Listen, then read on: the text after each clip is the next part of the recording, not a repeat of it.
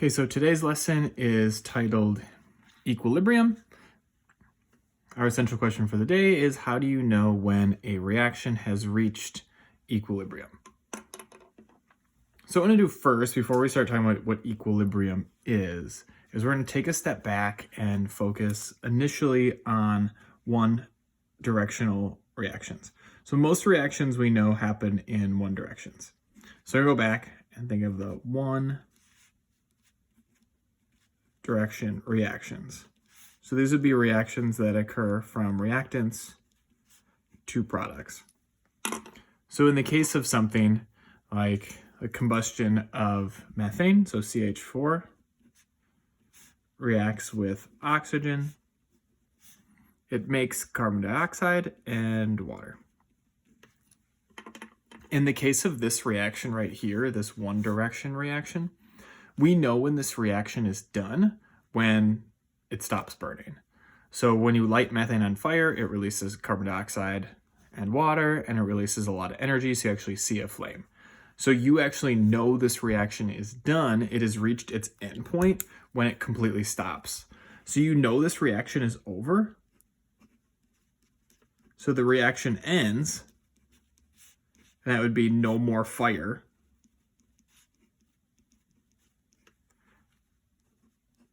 And it's going to end when either the methane or the oxygen runs out. So it's going to end when CH4 or O2 run out.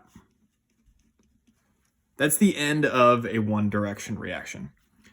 When we start thinking about equilibrium is going to be the same idea here. It's going to be the end of a reversible reaction. So when we have the reversible reactions,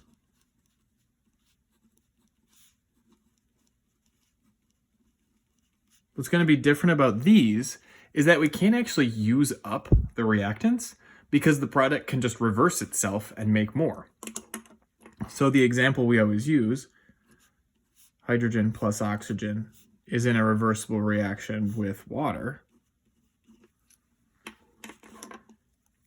The reaction doesn't end when something runs out because hydrogen and oxygen can react together to make water. And if you want more hydrogen and oxygen, you just turn the reaction around and run it backwards. So this reaction, we don't say that it ends when one of the two reactants runs out. We say that this reaction ends, and I'm going to put ends in quotations because it doesn't actually really end, but it ends when equilibrium is reached.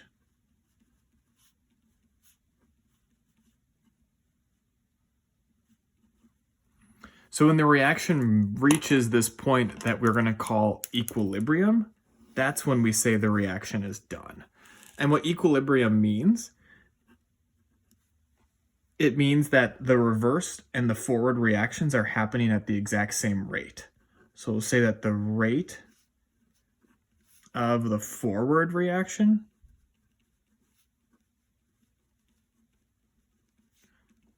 is equal to the rate of the reverse reaction.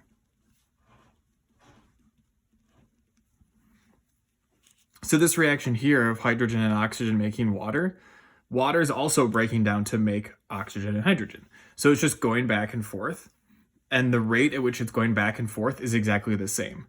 So hydrogen and oxygen are making water at the exact same rate that water is making hydrogen and oxygen. And I know it's maybe bugging you. It's bugging me that I didn't balance this. Should have.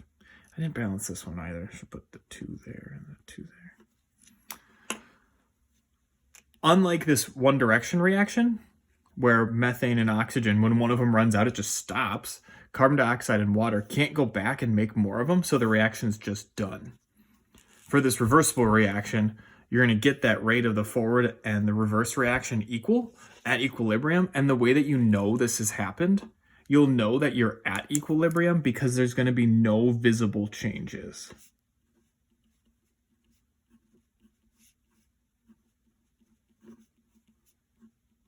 So you're not going to see anything changing when equilibrium is reached. So once you get to that point where the reaction is at equilibrium, you stop seeing changes. Before it's hit equilibrium, you actually can see changes still occurring. So this idea right here of equilibrium is going to be true for every single reversible reaction. Is going to have its own equilibrium point. And what we call that point is our equilibrium constant. So every single reaction is going to have what we refer to as a KEQ. KEQ is our equilibrium constant.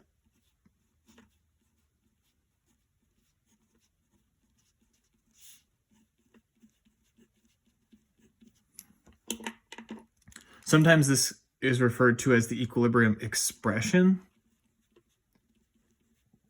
You'll hear that a bunch too. So the K is the expression, and then the EQ, that would stand for equilibrium.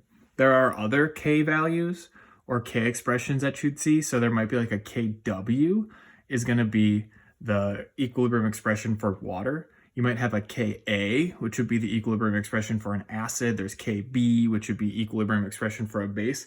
So there's a lot of these different K values. And this one in particular we're going to talk about today is the KEQ, so just for equilibrium. So this equilibrium constant, every single reaction is going to have its own equilibrium constant. And these constants, they are determined experimentally. So the constant value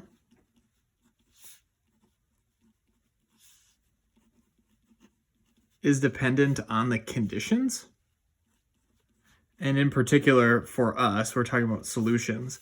So the conditions we're going to focus on are temperature. We won't actually show it changing, but you can take into account how the equilibrium would change based on the different temperatures. So these constant values are dependent on the conditions that are present, and in particular, they're dependent on temperature. And all these constant values, these are determined experimentally. So every single reaction is going to have its own value that was determined in the lab at some point. And these also are different for every single reaction.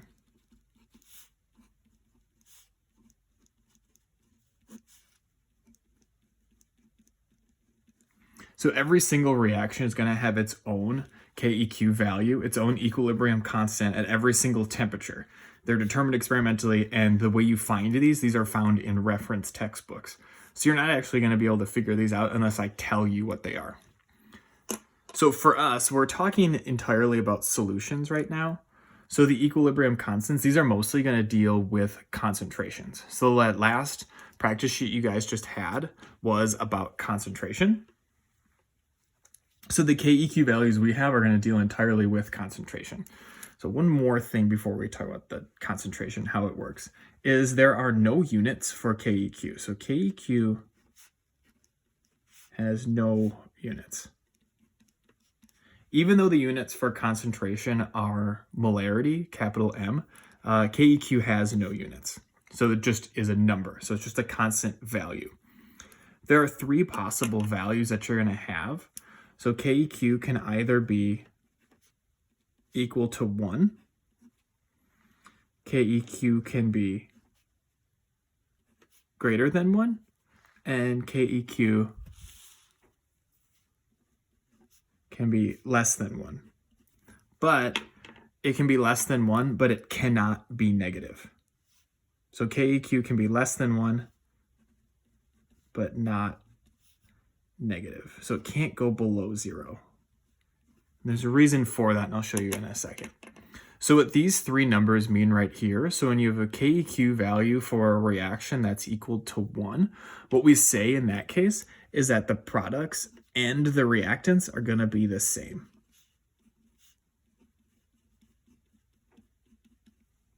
So we're going to say the products and the reactants are balanced. So they're going to have our balanced in terms of their concentrations. So they're going to have about the same concentration values. When you have a KEQ value that's greater than 1, what that means is that the products are going to be favored.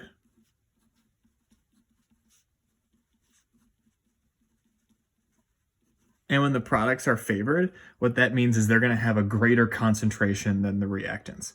So a reaction that has a KEQ value that's really big like a lot bigger than 1, what that means is that that reaction tends to go towards the product side, and the products are favored, which means that they're going to have a higher concentration once equilibrium is reached. So once you reach that equilibrium point, the products are going to have a greater concentration than the reactants.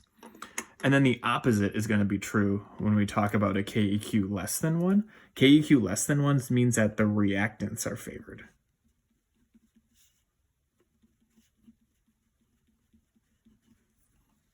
So again, what that means is that if your KEQ value for your reaction is less than 1, it means that you're going to have a lot more concentration of your reactants once that reaction reaches equilibrium. So once your reaction settles and stops changing and you see no more visible changes, if your KEQ value is less than 1, it means that you're mostly going to have reactants left over. If it's equal to 1, you're going to have about the same concentration of reactants and products. So nothing is going to be different. So what these equilibrium expressions look like is we'll just write out a sample reaction and then we'll write out the KEQ value for it. So for example, let's write out, we could do something with we'll do something different. So let's say we have sulfur dioxide plus oxygen is in equilibrium with SO3. So this is our reaction right here. So what we want to do is we want to write out the equilibrium expression for this reaction right here. One thing that's going to be important for this actually is the units or the states of matter for our reactants and for our products. We said earlier that the concentration is what's going to be important for this. So we need to make sure all our products and reactants have an aqueous state of matter, because you can only figure out concentrations for things that are aqueous. If you have something that's solid, it's not going to have a concentration, and we'll figure that out later. So let's balance this guy first. So let's put a 2 right here, and then put a 2 right here. So that balances it out. So now we want to write our KEQ, our equilibrium expression. So the way that we're going to write the equilibrium expressions is we're going to take the concentration values for our products, concentration of products. We're going to divide that by the concentration of our reactants. So I always need products over reactants.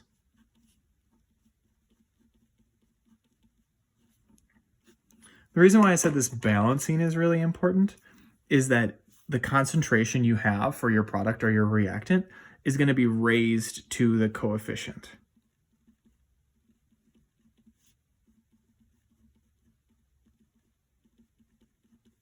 So if there's no coefficient, then it's obviously 1. So in the case of this one right here, our KEQ expression for our sulfur dioxide plus oxygen makes sulfur trioxide would be the concentration of our product first. Remember, we do concentration by putting it in brackets. So it'd be SO3. And then we raise it to the coefficient, which is 2. So it'd be SO3 squared divided by our reactants. Our first reactant right here is SO2, so we're going to put SO2 in brackets, because again, that means concentration. I'm going to raise that to its coefficient, which is 2. And then what we're going to do if we have more than one reactant is these are actually going to be multiplied together. So it's going to be multiplied by O2. So this right here, this is our equilibrium expression.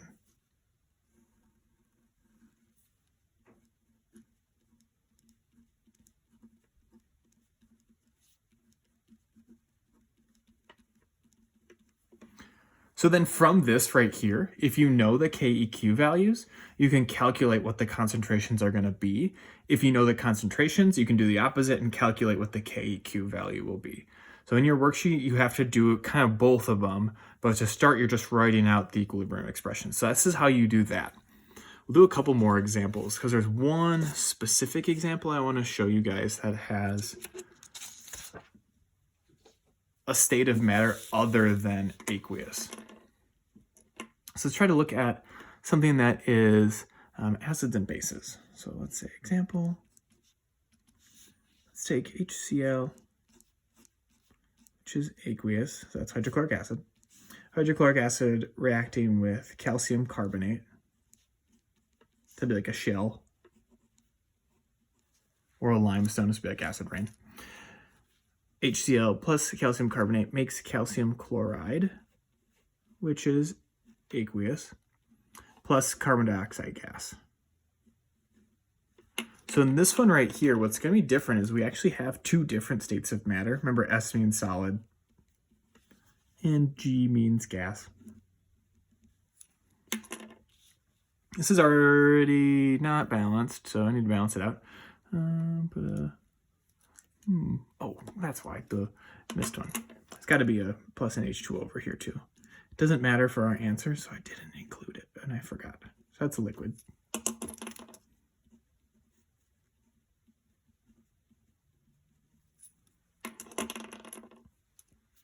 And then it should balance out if I just put a 2 right here.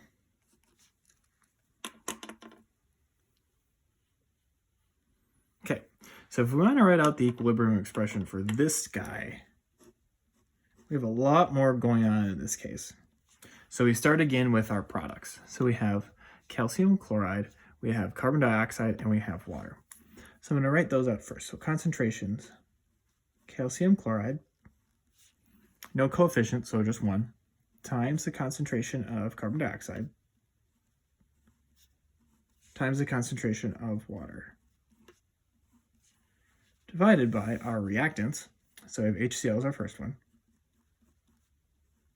That one does have a coefficient of 2 right there, so let's square that, times calcium carbonate. Okay, so this is now where our states of matter come into play. Calcium carbonate is solid. Calcium carbonate won't have a concentration because concentration is defined by moles of substance divided by the liters of water that it's dissolved into. So anything that is a solid, solids cannot have a concentration, so these are not included in our equilibrium expressions. Liquids, same thing. We can't dissolve water in water, so water doesn't have a concentration, so water is not included. And then same thing with gas. Gases aren't dissolved in water. If they are, then they're aqueous, so gases are not included. So we only include things that are aqueous in our equilibrium expressions. So you just do not include them. So do not include solid, liquid, or gas. Those just have no value. So they're not 0, they're just nothing. They're just not included in your equilibrium expressions.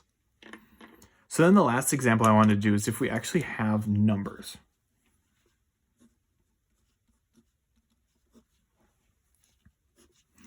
So let's say we have, I'll take another acid-base one. So we'll have ammonia.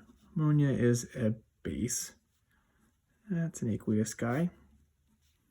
Plus water. Water is a liquid. In the case of this one, it's actually what's called a conjugate acid. You guys don't know what that means, but that's what it is. And then you have NH4 plus, which is ammonium. That's aqueous.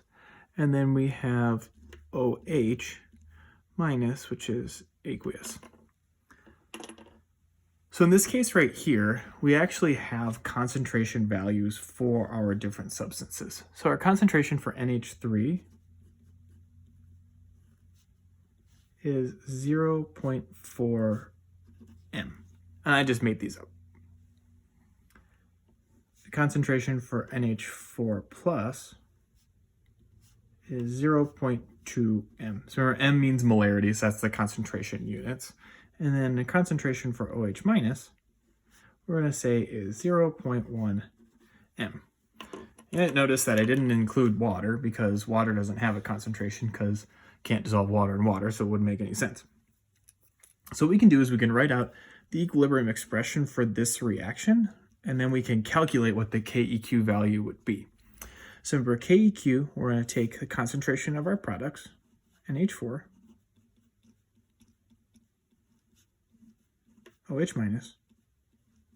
We're going to divide that by the concentration of our reactant, which is ammonia, which is NH3. Remember, we don't include water because water is a liquid. It's not aqueous. So this would be our equilibrium expression. And then all we do is we just plug our values in for each of our concentrations. So that 0.1, that gets plugged in right here. The NH3, that 0.4, that gets plugged in right here. And then the 0.2, whoop, that gets plugged in right here. So then our KEQ expression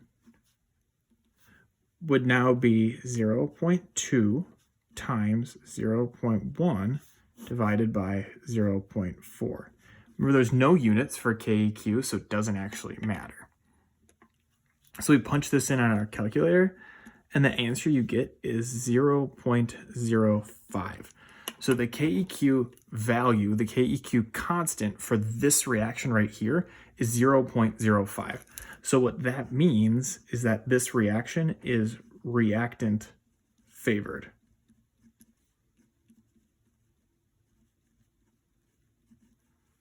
And the reason why it's reactant favored is that the KEQ value is less than 1. So since that KEQ is less than 1, it's going to be extremely reactant favored.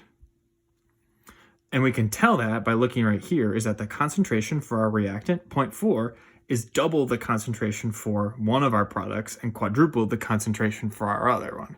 So we know that when we have a KEQ of less than 1, you're going to have a reactant favored reaction, which makes sense because our concentrations here show our reactant with a higher concentration than our products.